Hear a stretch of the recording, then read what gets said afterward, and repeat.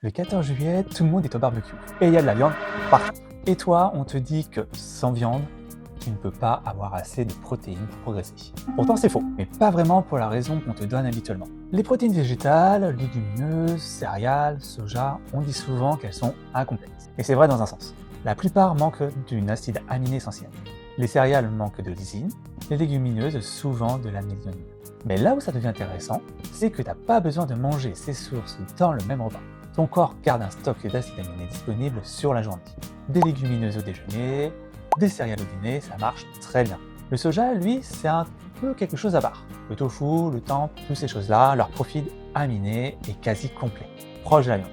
Le vrai point d'attention, c'est la leucine, l'acide aminé qui déclenche la construction musculaire. Les sources végétales ont généralement moins de grammes de protéines que les sources animales.